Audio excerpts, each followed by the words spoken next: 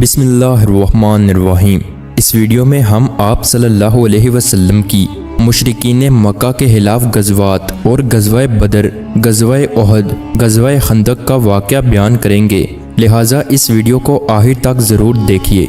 आप सल्लल्लाहु अलैहि वसल्लम ने तो बकाए बाहमी के सुनहरी असूल को अपनाते हुए मदनी ज़िंदगी के बिल्कुल आगाज़ में ही मसाके मदीना के ज़रिए वहाँ आबाद गैर मुस्लिम अक़वाम के लिए जज्बा खैर सगाली का इजहार फरमाया, लेकिन अफसोस कि दूसरी तरफ मुसलमानों के लिए कोई खैर सगाली नहीं थी, बल्कि वहाँ तो शबो रोज़ मुसलमानों के खिलाफ नफ़रतों और साजिशों के ताने बाने बनने जा रहे थे। और इस सिलसिले में सबसे ज़्यादा अफसोसनाक और कबीर तरीन किरदार रईसुल मुनाफिकीन अब्दुल्ला बिन अबी का था। इन्हीं नामसाद हालात में मज़ीद परेशानी ये खड़ी हो गई कि आप सल्लल्लाहु अलैहि वसल्लम को बावसोक ज़रिया से ये इत्तला मिली कि उधर मक्का में मुशरिकीन भी मसलसल मुसलमानों के खिलाफ जल्द अज जल्द कोई फ़ैसला कुन इक़दामात करना चाहते हैं और इस मकसद के लिए ज़ोर शोर के साथ मंसूबा बंदी की जा रही है, क्योंकि मुशरिकीन को ये बात हरगिज़ गवारा नहीं थी कि मुसलमान इनके शिकंजे से निकलने के बाद अब मदीना में जाकर सुकून व इत्मीनान की ज़िंदगी बसर करें, वहाँ फलते फूलते रहें और उनकी कुव्वत में इजाफ़ा होता चला जाए। बिलखसूस उन्हें उस तिजारती शाहरा की वजह से बहुत ज़्यादा परेशानी लाहक थी कि जिस पर सफ़र करते हुए उनके तिजारती काफ़िले मक्का से मुल्क शाम आते जाते थे और वो शाहरा मदीना के करीब से गुज़रती थी। ऐसी ही सूरत हाल में एक रोज़ मुशरिकीन मक्का के चंद सरदारों की तरफ से मदीना में रईसुल मुनाफिकीन अब्दुल्ला बिन अबी को एक ख़त मौसूल हुआ, जिसमें मुशरिकीन मक्का की तरफ से उसे ख़बरदार करते हुए ये तहरीर किया गया था कि हम ये बात हरगिज़ बर्दाश्त नहीं कर सकते कि मोहम्मद सल्लल्लाहु अलैहि वसल्लम और उनके साथी हमारे शहर मक्का से निकलने के बाद अब तुम्हारे शहर मदीना में चैन सुकून की ज़िंदगी बसर करें और फलते फूलते रहें। लिहाजा तुमसे हमारा ये पुरज़ोर मुतालबा है कि तुम उन मुसलमानों को जल्द अज जल्द अपने शहर से निकाल बाहर करो, और अगर तुमने हमारी इस हदायत पर अमल ना किया तो याद रखो हम बहुत जल्द तुम्हारे शहर पर तबाहकुन हमला करेंगे, और सिर्फ मुसलमानों को ही नहीं उनके साथ साथ तुम सबको भी हम मदीना से निकाल बाहर करेंगे। इस हाथ में मुशरिकीन मक्का की तरफ से मदीना में मौजूद मुनाफिकीन और यहूद को बज़ाहिर अगरचा धमकी दी गई थी, लेकिन दर हकीकत ये उनके लिए धमकी नहीं बल्कि बहुत बड़ी खुशखबरी थी, क्योंकि वो आप सल्लल्लाहु अलैहि वसल्लम दीगर मुसलमानों की आमद से इंतहाई नाला और नाखुश थे और चाहते थे कि किसी तरह ये लोग मदीना से निकल जाएं और फिर हमारे वही पुराने दिन लौट आएं। इस मकसद के लिए उनकी दिली ख्वाहिश थी कि काश उन्हें किसी बड़ी कुव्वत की पुष्ट पनाही हासिल हो सके। लिहाजा अब मुशरिकीन मक्का की तरफ से जब इन्हें ये धमकी मौसूल हुई तो उन्होंने उसे धमकी की बजाय अपने लिए बहुत बड़ी खुशखबरी समझा, और अब मुसलमानों के खिलाफ ये अंदरूनी दुश्मन और बैरूनी दुश्मन दोनों मुतअद्दिद और यकबा हो गए। और फिर इन बदले हुए हालात में मसलसल ऐसे ठोस सबूत पे दर पे शवाहिद व दलाइल और आसार कराइन नज़र आते रहे, जिनकी वजह से आप सल्लल्लाहु अलैहि वसल्लम को मुकम्मल यकीन हो गया कि ये अंदरूनी और बैरूनी दुश्मन मिलकर किसी भी वक्त मुसलमानों के लिए कोई बड़ी मुश्किल पैदा कर सकते हैं। नेज़ ये कि इस कैफियत के नतीजे में मुशरिकीन मक्का किसी भी वक्त मदीना पर कोई बड़ा और अचानक हमला कर सकते हैं।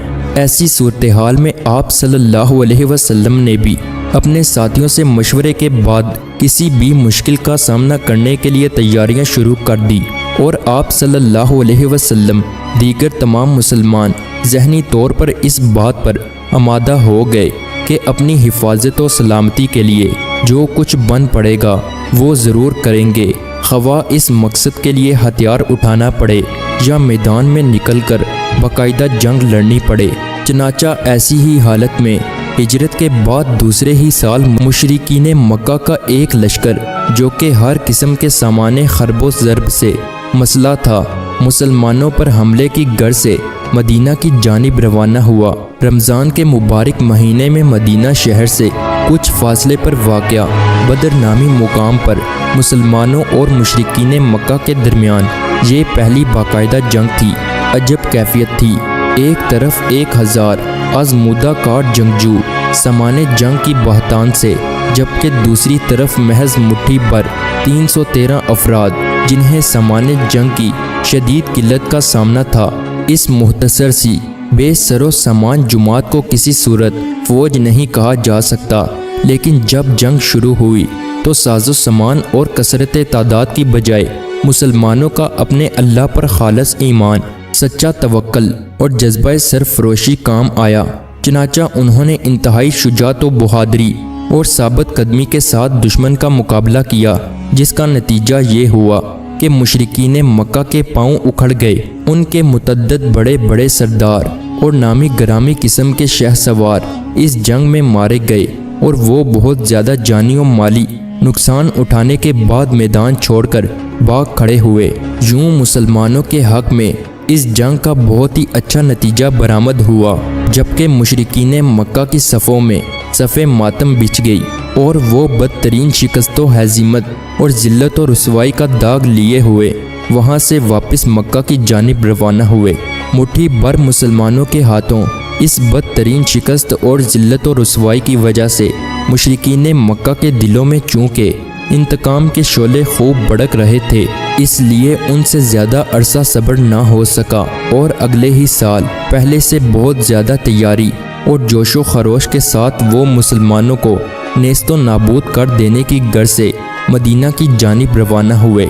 हिजरत के तीसरे साल शवाल के महीने में मदीना शहर के मज़ाफ़ात में वाक़या ओहद नामी मशहूर व मारूफ पहाड़ के दामन में ये दूसरी जंग लड़ी गई। इस मौका पर दुश्मन की तादाद 3000 थी, जबकि उनके मुकाबले में मुसलमान सिर्फ 700 थे। लेकिन इसके बावजूद मुसलमानों ने अल्लाह पर तवक्ल करते हुए बहादुरी के ऐसे जोहर दिखाए कि दुश्मन के छक्के छूट गए और यूं गोया मुसलमानों की फतह यकीनी हो गई। लेकिन वो तीर अंदाज जिन्हें आप सल्लल्लाहु अलैहि वसल्लम ने एक पहाड़ी रास्ते पर मुकर्रर फरमाया था, उन्होंने जब देखा कि दुश्मन शिकस्त खाकर भाग रहा है तो वो अपनी जगह से उतर आए।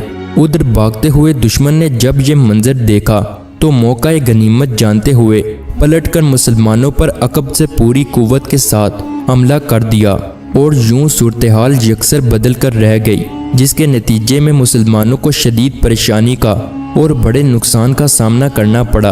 अलबत्ता ओहद के मौका पर मुसलमानों की ये भूल इन्हें हमेशा के लिए ये नाकाबिले फरामोश सबक सिखा गई कि इन्हें हर हाल में अल्लाह और रसूल अकरम सल्लल्लाहु अलैहि वसल्लम के हर हुक्म की तामील करनी चाहिए, वरना नतीजा ऐसा ही बरामद होगा।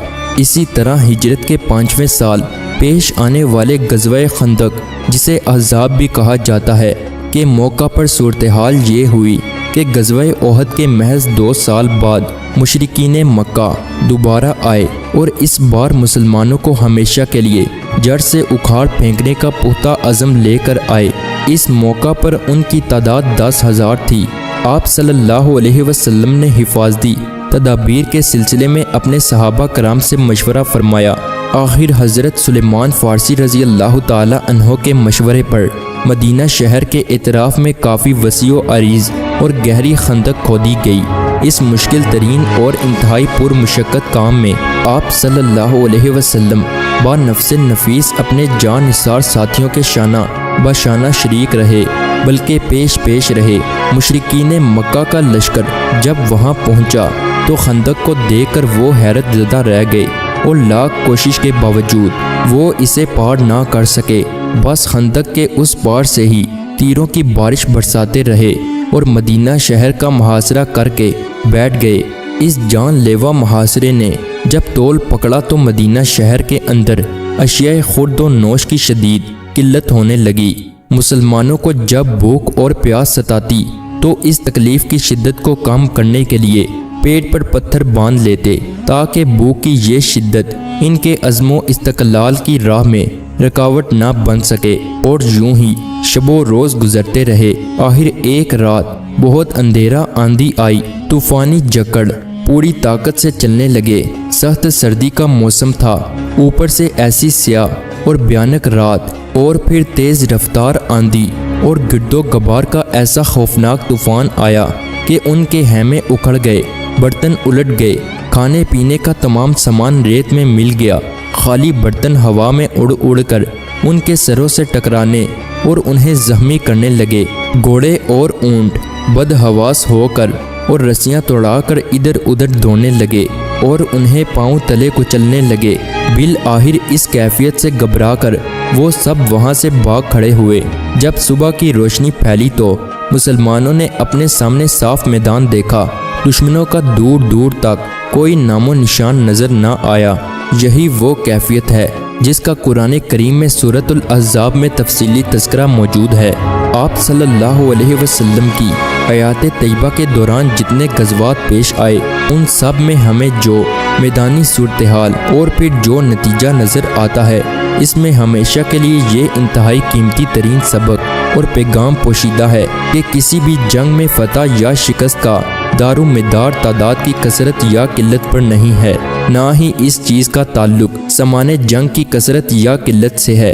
अगरचा इन चीज़ों की भी अपनी जगह यकीनन बड़ी अहमियत है, क्योंकि असबाब व वसाइल को एहतियार करना ज़रूरी है, लेकिन फतह और कामयाबी का असल दारुमदार इस बात पर है कि नीयत खालिस हो और जज्बा सादिक, क्योंकि मैदान कारज़ार में हथियार तो टूट सकते हैं, लेकिन जज्बा अगर सच्चा हो तो वो कभी नहीं टूट सकता। गज़वात के तज़किरे के मौका पर यह हकीकत भी काबिल ज़िक्र है कि बहुत से लोग ये दावा करते हैं कि इस्लाम बज़ोरे शमशीर फैला है, और ये कि आप सल्लल्लाहु अलैहि वसल्लम ने खूब तलवार चला चला कर लोगों को डरा डरा कर ज़बरदस्ती मुसलमान बनाया। बीमार जहनीत रखने वाले इन अफराद का ये दावा सरासर गलत और बातिल है। इनकी ये बात मुकम्मल तौर पर बेबुनियाद और हक़ाइक़ के मुनाफी है।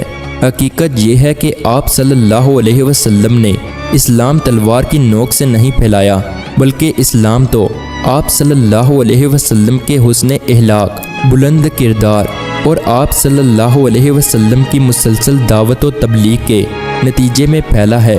इस्लाम दीन रहमत है, इस्लाम अमनो अमान का दीन है, इस्लाम सलामती का दीन है। इस्लाम हर इंसान की जानो माल और इज़्ज़त व आबरू की हिफाजत का हुक्म देता है। इंसानी खून की जितनी कदर कीमत और हुर्मत व अज़मत दीन इस्लाम में है, इसकी मिसाल शायद कहीं और नहीं मिल सकेगी।